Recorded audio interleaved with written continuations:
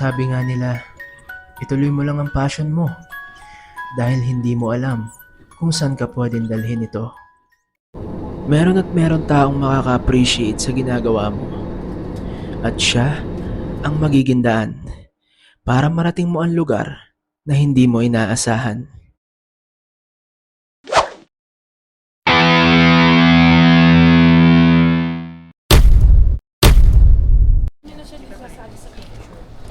Sa mga oras na to, nakalapag na kami sa Da Nang, Vietnam. Bago kami lumabas ng airport ay nagpicture muna kami. Excited ang bawat isa. Para rin meron kaming documentary at remembrance sa unang tapak namin sa bansang ito.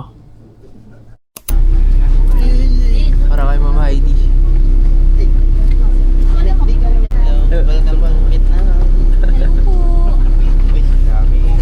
At nagsimula na nga ang aming masayang journey. Kaya't samahan nyo kami na ipakita ang kagandahan ng Da Nang City. Alright, so we had a beautiful day. So now we are starting the touring in Vietnam 4 day. Alright, 4 day. The beginning.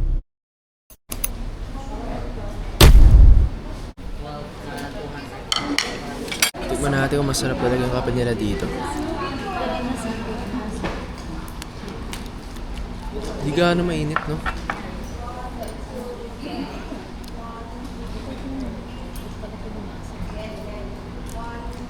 Okay lang. Okay lang. Parang sa Pilipinas pa din. Pero siguro may mas masarap pa dito. Pag sa coffee shop talaga. Ito yung pagkain namin. Ang tawag dito kami? Ang tawag dito? Fa daw yung tawag dito. Yung PHO. Ito yung guys. Yung mga kasama ko. FT lang kami, men.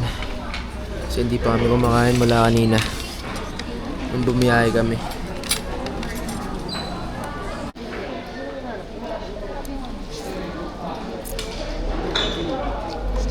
May ganito niya kami lang. Baka makain. Lasang cake yan siya.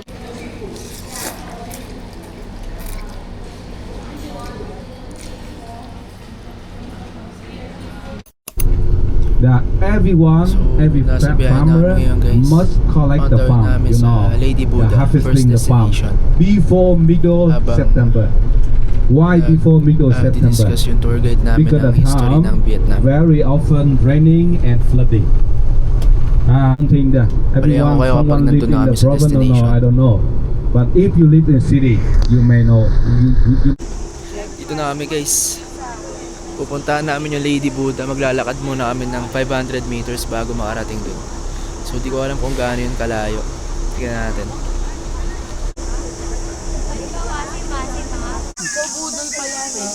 Why naman ganun?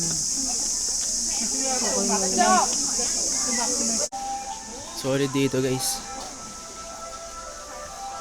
So, parang sambahan yata nila 'to eh.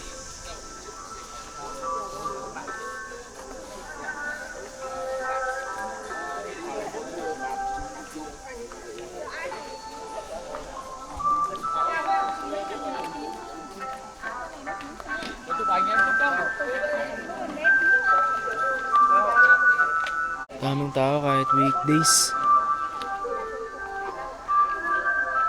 Ito yung likod ng Lady Buddha. So malapit na kami.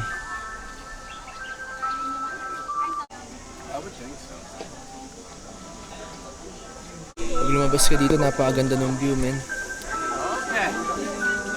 Dagat. Pakita ko sa inyo para. Sheesh! Ay.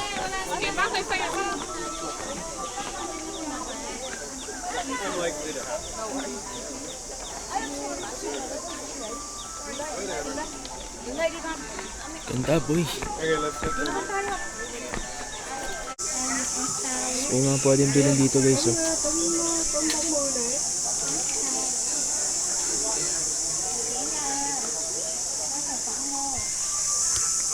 Mga souvenir. na malapit namin sa Lady Buddha. Ang init. Parang Pilipinas din to, par. Laki nito. Solid.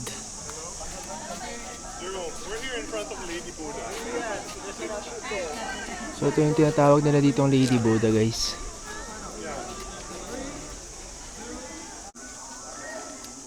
So ang sabi ng tour guide kanina, itong Lady Buddha daw yung parang Mama Mary ng Pilipinas. So sumasamba rin sila dito. So pwede pala pumasok sa loob nito, guys. Pakita ko lang din sa inyo.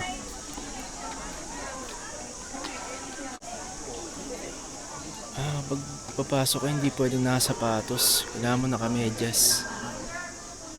So dito na lang ako sa labas para di ko na mabarin yung sapatos ko.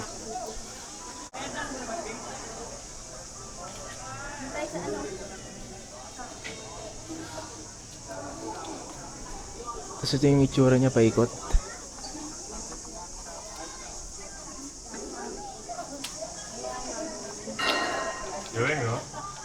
Ganda, sir.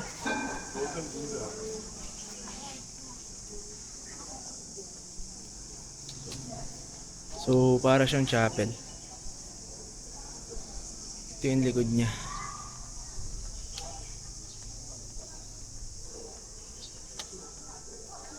Dito wala naman na gaano makikita. Likod na siya.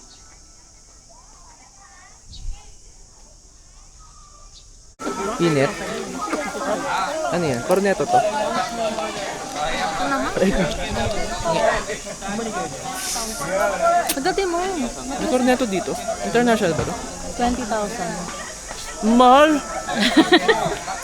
20,000. Kaya pa nga ang init. Kasi kami na din siya. Hulas na din siya. Guys, may unggoy dito, guys.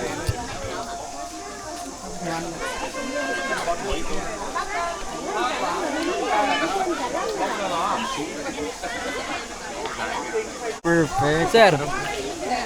Hi!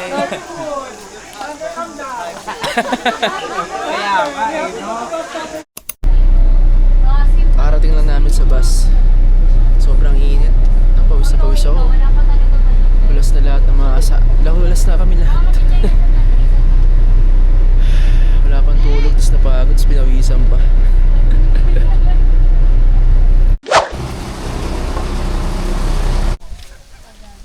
Yun yung kinain natin kanina, Gaga.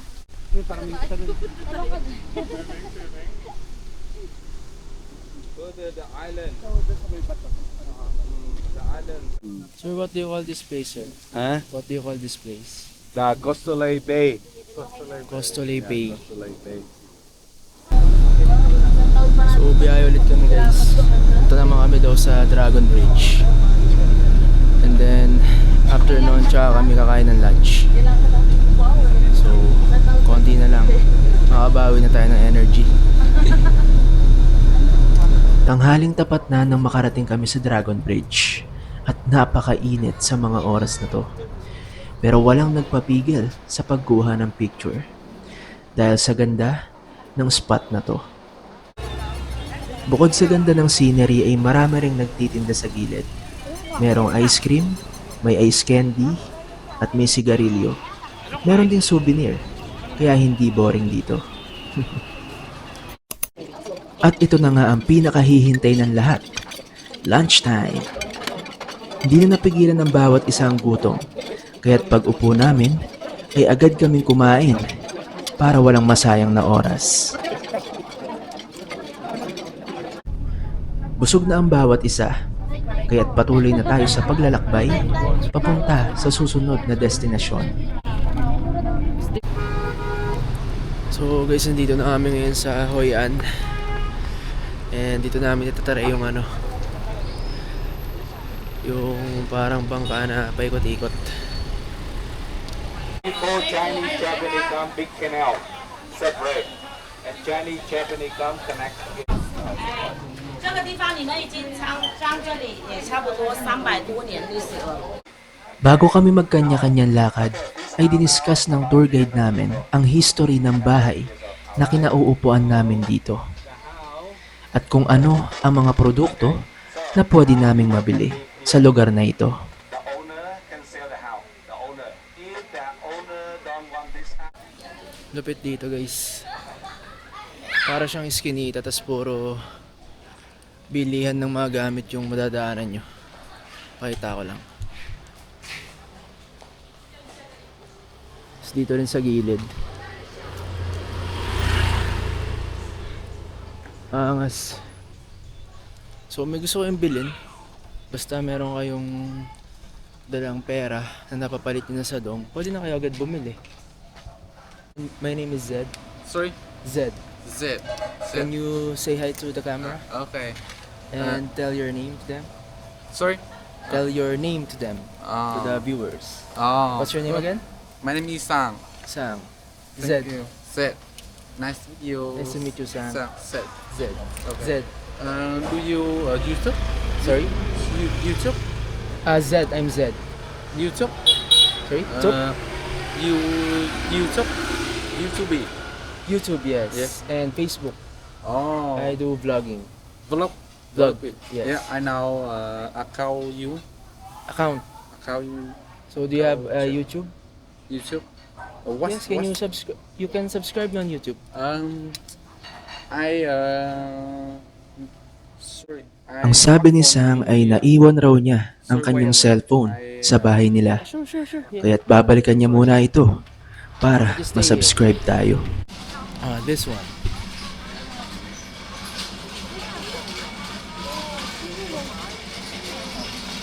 Well, I'm just new to YouTube. Oh. I'm a beginner vlogger. I subscribe. Oh, thank you for subscribing me, bro. Thank you. Chup. Nice to meet you. Nice to meet Zed. Zen. Zed. Zed. Yes. Zed. Okay. Zed. Sam. Sang. Yes. Zed. Thank you, brother. Thank you. Totoo nga. Just gonna go with them. Kung sino pa yung hindi mo kilala, I'll minsan go with sila pa yung unang taong susuporta sa'yo. No. I'm work here. Okay. I'm working here. No, I'll just gonna go there, okay? Oh. Okay.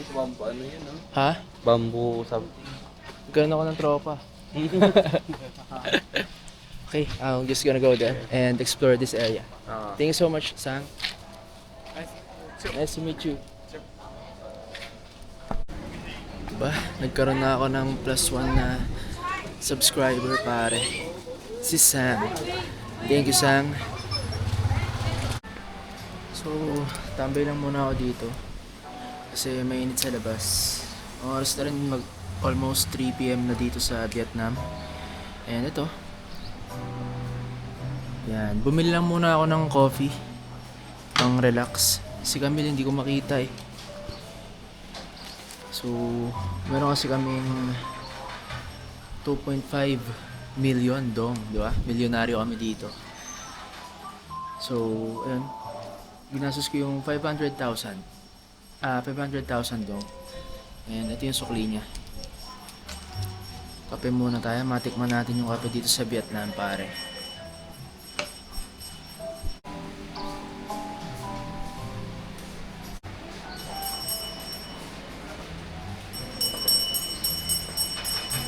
Dumating na yung order ko.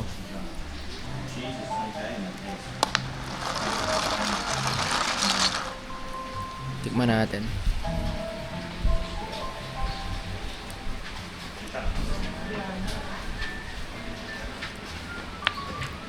Kakaiba yung lasa niya, para siyang matamis na may pagkapait.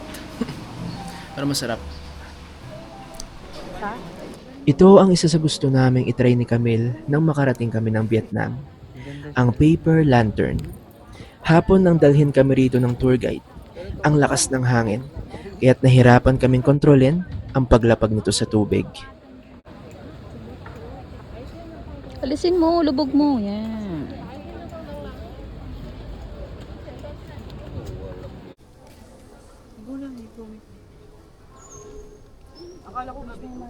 Kaya nga, tayo.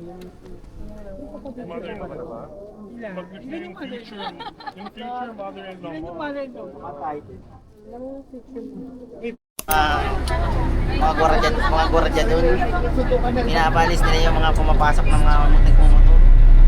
May oras pala yung street na yun. Hindi ka na pwede pumasok. Puro na lang pala. Ah, bawal na ngayon. Bawal. Nandito na kami. Ba't mo naman namin papaingutin pa eh. Parang yun na ano ko sa... Balik na kami sa bus guys. So, papunta na kami sa last destination namin sa Coconut Village. Dun yung ano no, dun na yung tawag yung paikot-ikot na ano. Yan, dun na talaga.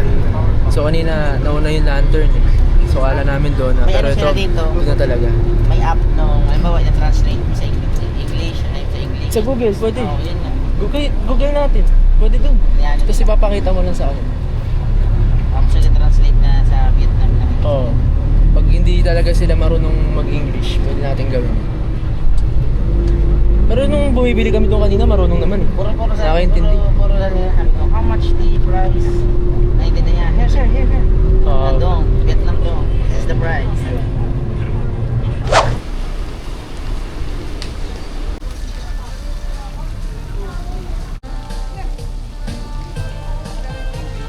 Pahoy. Malaki din naman. Malawak yung lalakara. Okay, ayun. Asan? Ayaw nga no. Sa video kasi, mukhang maliit. Kung may bayad yung TL kapag pinapa. Dito namin guys, sasayin namin sa coconut boat ba to? Kulay yung bilog. Ayun o, apat. Ay, tatlo. Ito na ang highlight para sa araw na to. Ang coconut boat riding. Let's go! Okay, sit down. No. Oh, kapit.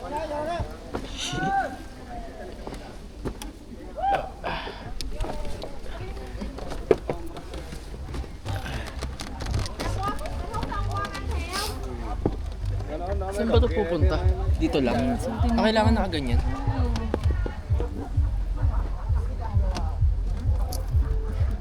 Nahulog. Yari. Ay ko.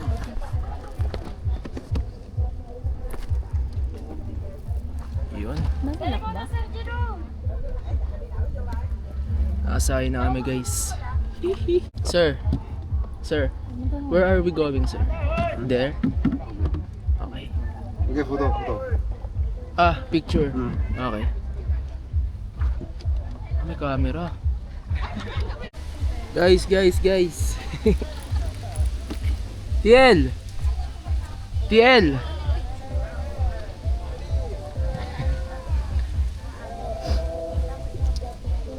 Nakasakay namin pero yung iba nandun pa. Kasi kulang yata sa boat. Pose. Init. At ito na, nagsimula ng mag-exhibition si Kuya. Pinaikot-ikot niya kami. Di namin ina-expect na nakakahilo pala to. Hindi ako mahulog.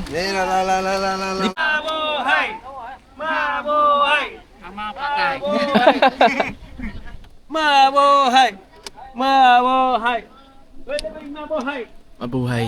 Ano mo, di ko hamat? Ay, gogo!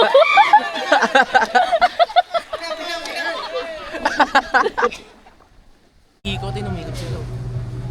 Ikot lang pa ganun. Ang dami pa. Isa sa nagpa-amaze sa akin dito sa Vietnam ay itong Coconut Village. Nagawa nilang tourist destination itong simpleng ilog sa pamamagitan ng paggamit ng bilog na bangka na parte ng kanilang kultura.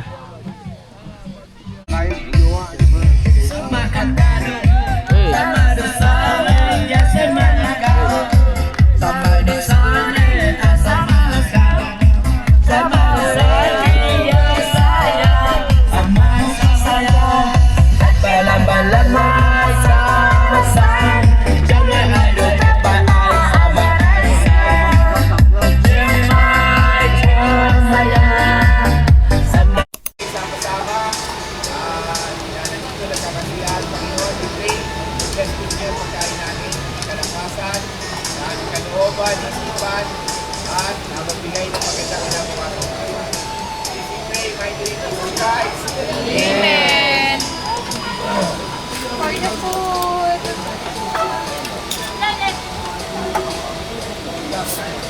Nagagalit siya sa'yo. Stop nila.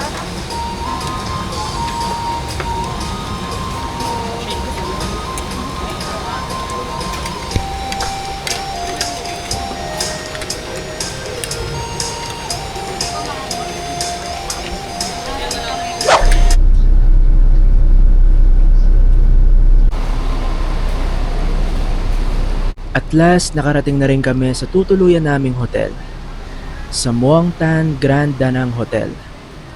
After a long day, makakapagpahinga na rin ang bawat isa. Sa wakas.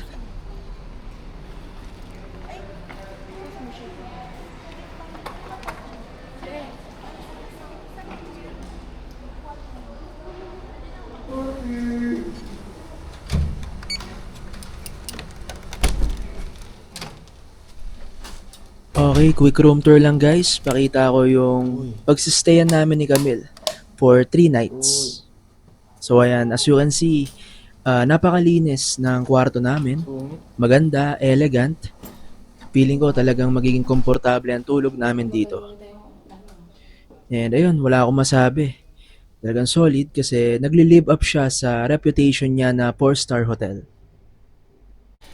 So that's it para sa unang episode ng ating Vietnam tour. And para makasubaybay kayo, please like and subscribe. And stay tuned lang kayo at may mga susunod pang araw tayong adventure. So yun lang, papahinga na kami dahil wala pa talaga kaming tulog. 24 hours mahigit na. So stay tuned lang kayo and God bless. Ah.